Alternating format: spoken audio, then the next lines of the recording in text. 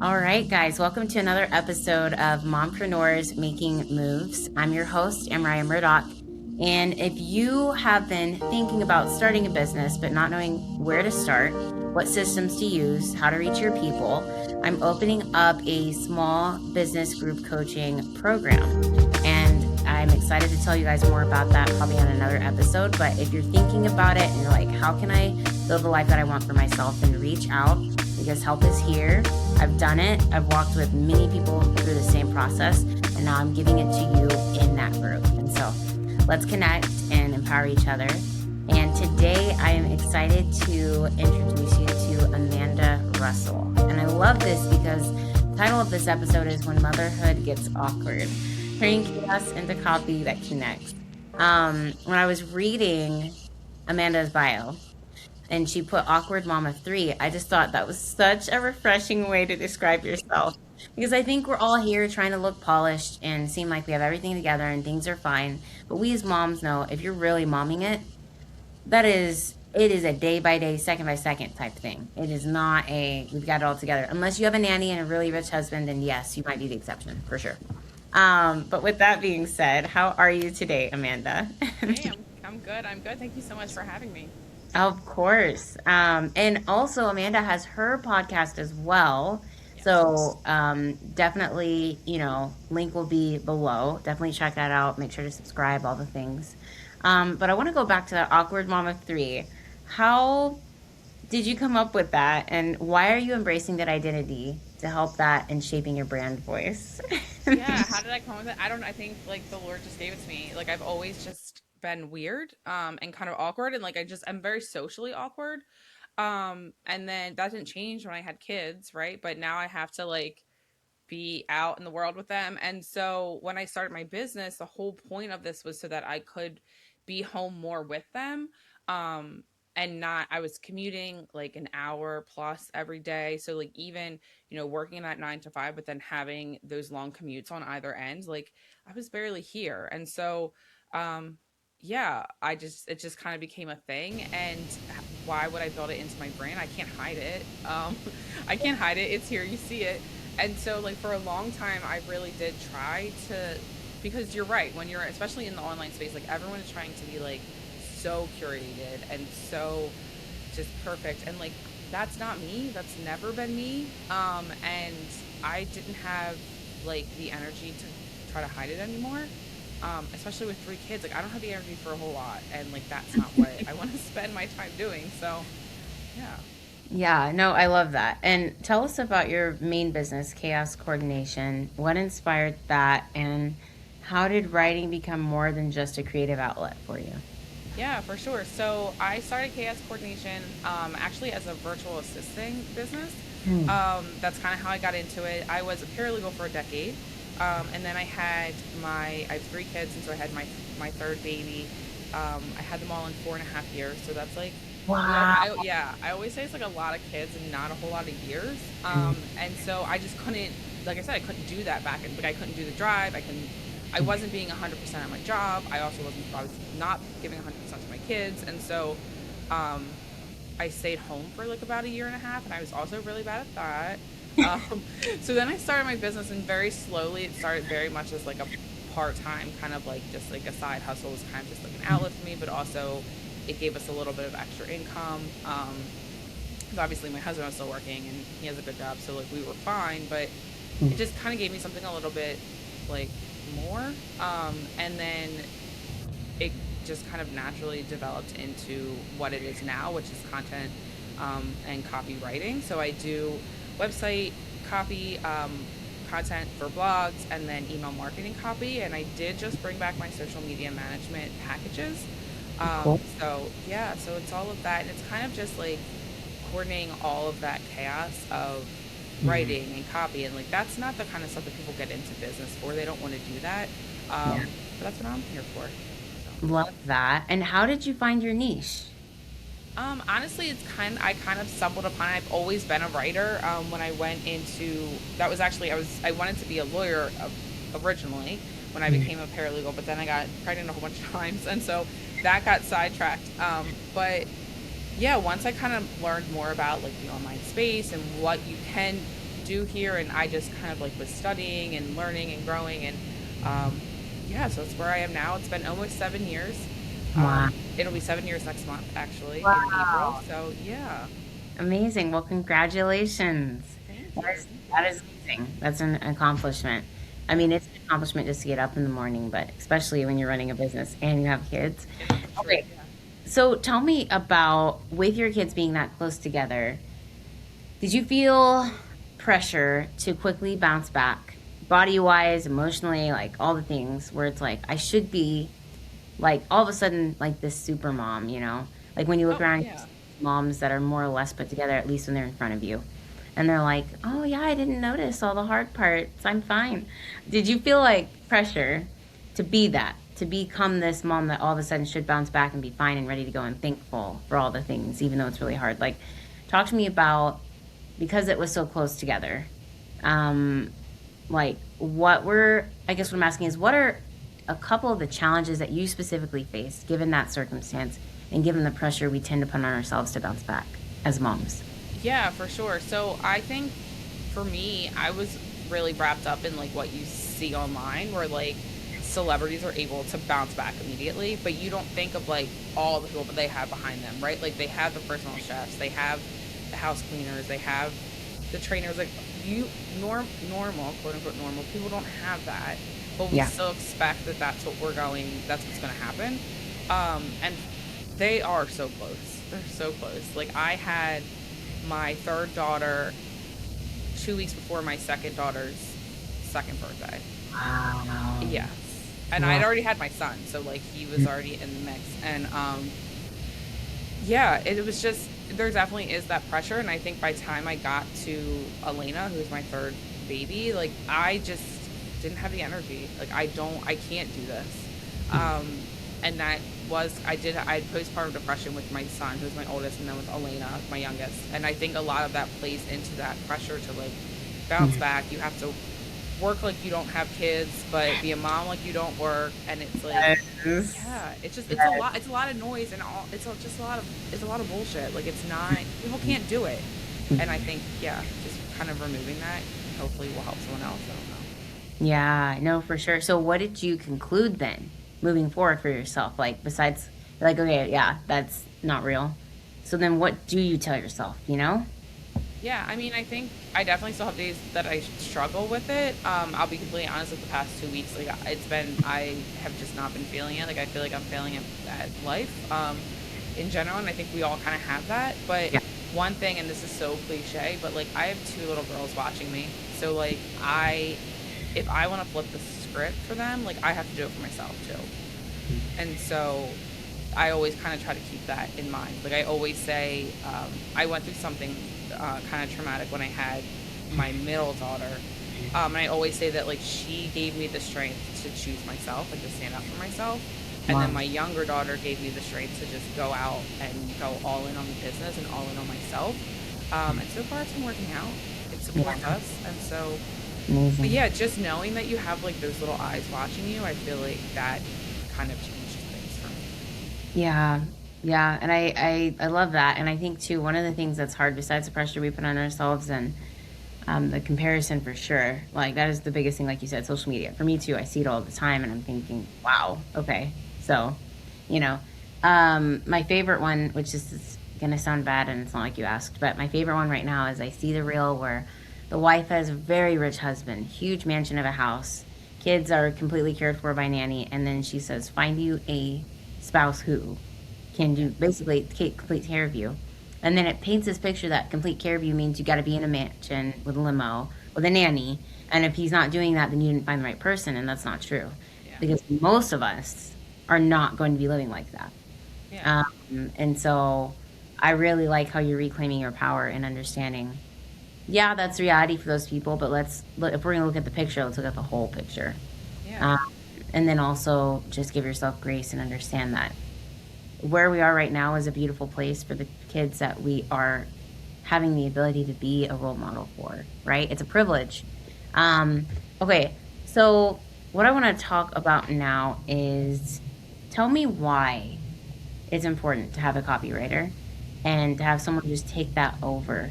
Like, what is the transformation you would take me through? I'm just genuinely curious. Yeah, so Before you and after you, you know? yeah. So I offer two different kind of roads that we can take. Either like you have all of your copy done and it's written and whatever, and I'll just go in and kind of and edit it, obviously, but then also make it presentable for the internet to be found, but also to be readable. Um, or we can start from scratch where I will just craft the whole thing in your voice. Um, because I find, and I do this myself as well, is when you're so close to a project or you're so close to your own business, you over explain or you talk about it in a way that like, okay, well, I don't know that jargon, and like I'm your client, I also don't, like, that's why I'm hiring you, so like why you can't talk to me this way, like I don't know what you're saying. um so it's nice to be able to kind of give that outside view of it, but then there's also like all of the little technical things that people don't realize, like the way that you write your headings matters and how you're going to get found online, or the way how many headings that you have on your pages, it makes a difference. So like even the structure of it, like you can only have one H1, or it's going to throw the whole thing off, and like that kind of stuff people don't think of. And there's so much more that goes into it now than just before you would be able to like keyword stuff your copy and you would be found. Like it's completely different than that now. So not only am I able to kind of harness your voice and tell your story and build your brand and get across that messaging to the humans that are reading your page, but also write it in a way that like is going to get you found through the algorithm, because that's important. Yeah, and honestly, that visibility piece is critical because you could have the best service in the world, but if no one can find you or know that you exist, Yeah, literally stops right there. So it really does. Yeah. I can see how urgent this is for people who need this service. That I mean, shoot, I need the service. Like, Yeah. I mean, facts. we all do, right? Like I said, it's you're, Yeah. yeah, you read your own writing and it's like, yeah, it sounds great to me, but like, is it really getting your message across? So like, yeah. Yeah. And also, I think too, one of the main problems with people who are writing their own copy right now is that we think we have a good idea, but then when we start writing, go in totally different directions in one area, and it's like, how do I stay focused on one thing and get that one, like you said, that one thing across? That's a real challenge. Yeah. So that is really helpful to know that you're here for that. What is your process for writing content when life and motherhood feel chaotic or uninspired? Yeah, that's like every day, right? Like, there's some, that's every day. That's every day. So,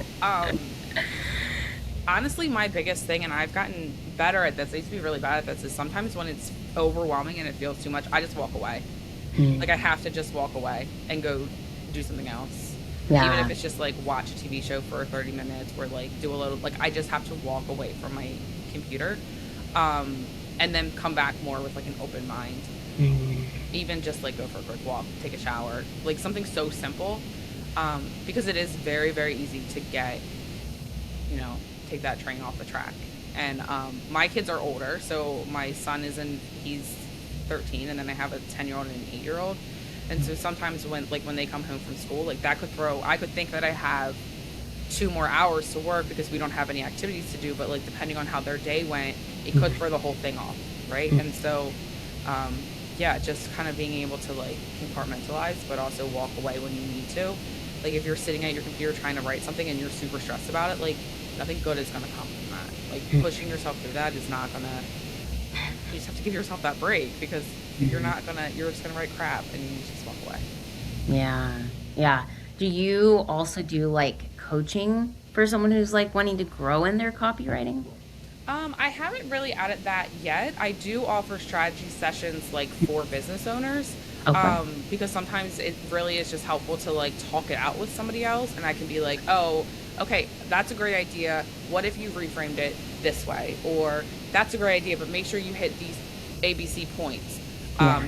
Yeah, I do offer that. I haven't gotten into coaching really, because even though I've been doing this for 7 years, like I have a lot of like imposter syndrome, not just Uh, with my job, but with my life, like being a human. And so, like, I have to get over that. Like, I know I have a lot to offer, but like, I have to get over that. That's a personal issue. So, yeah. no, I totally get that.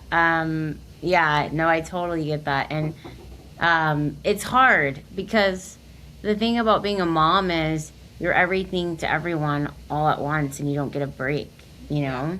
It's not a Yeah. break. Like, even if we had a whole day, like a whole day to ourselves, we still wouldn't have a break. You know what I mean? No. So it's constant. It's 24/7 and we just have to roll with it. And that's, I think it's just one of the hardest things ever, you know? No, it really, really is. And I remember it's so vividly, like, remember when I was pregnant, like, thinking, like, okay, so once the baby comes out, like, I'll know that he's okay. Like, I will be, no, then it's a whole nother different challenge, a whole nother different thing so then I'd be like, okay, once he can talk and he can walk, like, everything will be okay. No, that's dumb. Now you have new challenges. So it's like you're constantly, once you think you have it under control, like, it changes, it switches, and you have to learn something new. But like you said, you're never off. That's a really good point. Yeah, because I'm the opposite of you. I'm not near like the more independent stages, which again, like you said, come with their own things. But I'm more at I just had a baby. He's about to be a year old next month, and um, yeah, he's barely starting to learn how to walk. And I'm thinking, okay, we're getting a little bit more independent every day, but we're still doing the thing. Um, and yeah, there's just different things that come with that. Like he's already opening up all the cabinets, right? He's crawling into every corner of the house he can get into. He's doing all those things. And it's like, this is a whole other type of work than when he was a baby and I had to hold him all the time, and I was like, well, he could just crawl. Then I could get him in it. No, absolutely not. So No, yeah. absolutely not. No, because now it's crawling away from you. Like, I do remember, like, being so excited, like, when they first, they take their first steps or they start. But like sometimes I'm like, damn, I really miss when I could just like put you on a blanket and you would stay there for a minute.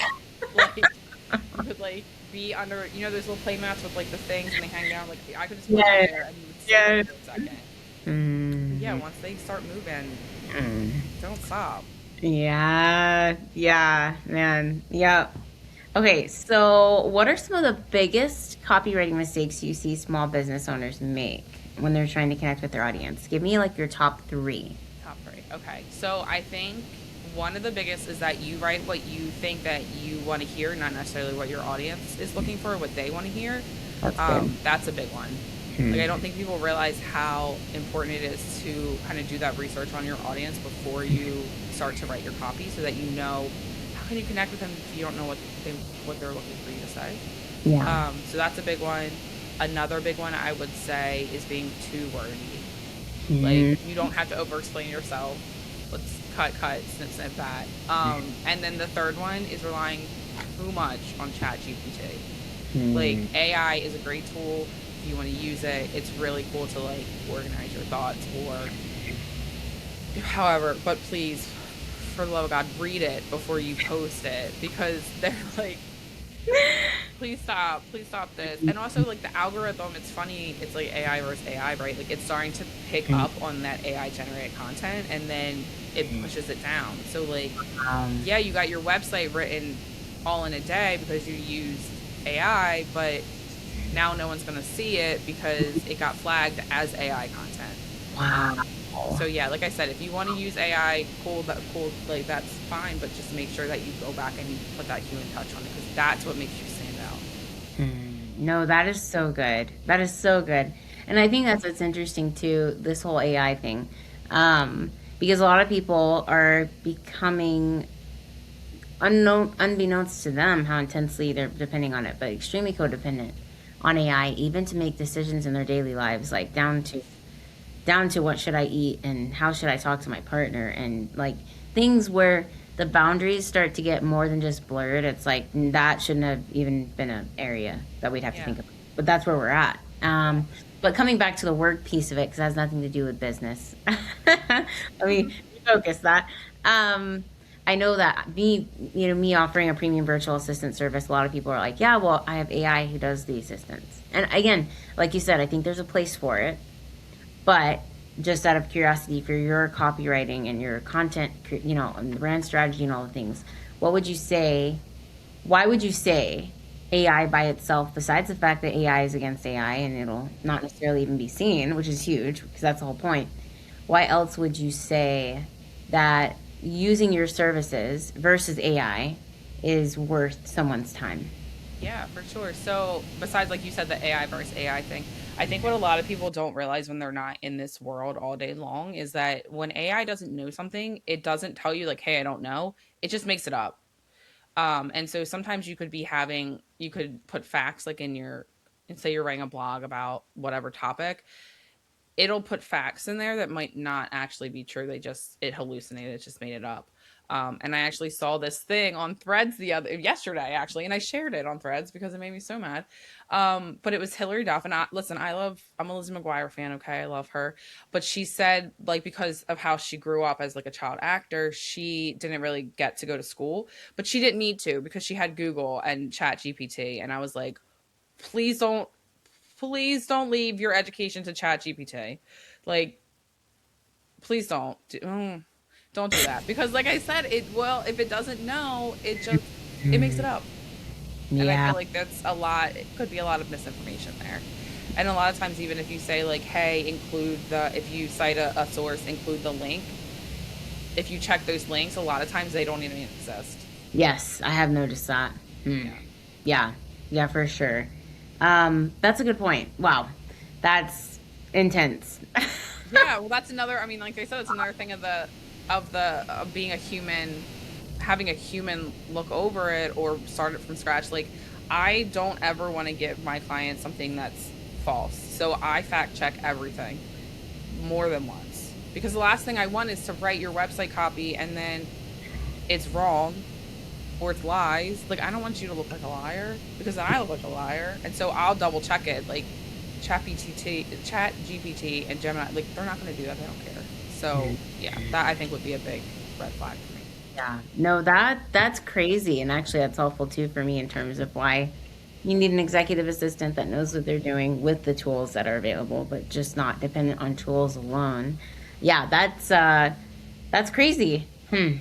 Wow. Okay, so one thing that I would say is if you were to give the listeners one thing they could do this week to shift how they communicate about their brand, what would you suggest? Talk to your audience, not at them. I think there's a lot, especially in the digital space, where people talk a lot about like, we're a community, building a community, but like that's just become such a buzzword. If you actually like take a minute to like really kind of look at what kind of content is your audience actually reacting to, like what are you getting the most hits on, what, like that's the stuff that they want to see from you. So instead of talking at them, kind of talk with them, or talk to them, I would say. Yeah, no, I love that. That is great. And the best way to find you, just to confirm, we'll have all of your links that you shared with us below, but is there any specific way that you have a preference for people to reach out? Yeah, so you can just go, the website is www.chaoscoordinationllc.com. From on there is all of like my social links. You can also find the podcast, which is called The Chaotic Middle. Your episode was actually just scheduled, so I do think it's coming out. It was this March. It's coming out either at the end of this month, beginning of April. Okay. So yeah, everything is there at www.chaoscoordinationllc.com. That's Okay. also my handle on pretty much every. Chaos Coordination LLC is my handle on pretty much everything. So Okay, perfect. Well, thank you so much for being here and sharing with us. It's been such a pleasure. You're so fun. And I really appreciate how down to earth and how authentic you are and your willingness to be vulnerable and share with us in this space, because that's really what it is about. Because we don't have energy and time for anything else. So I appreciate you. And I appreciate you. Like I said, I love talking to you when you're on my podcast. So when you oh, gave me this opportunity, I couldn't wait. oh man, of course. No, yeah, and I really, it gave me more information to know why I would need a copywriter, and then options for that. So this was very helpful. And I hope too that for y'all listening on the episode that this was helpful for you too. And if you didn't know a lot about copy, or if you did, hope you were able to still take something away from this. And, like I always like to end every episode, keep showing up, keep making moves, and don't forget to take care of yourself too. And make sure to subscribe. You can watch this full interview on our YouTube channel at Mompreneurs Making Moves Official. And then make sure you're following us on Facebook and Instagram at Mompreneurs Making Moves. And we'll see you next time. Connect with Amanda. Reach out. We're here for you. And we'll see y'all on our next episode at Mompreneurs Making Moves. Thank you again, Amanda.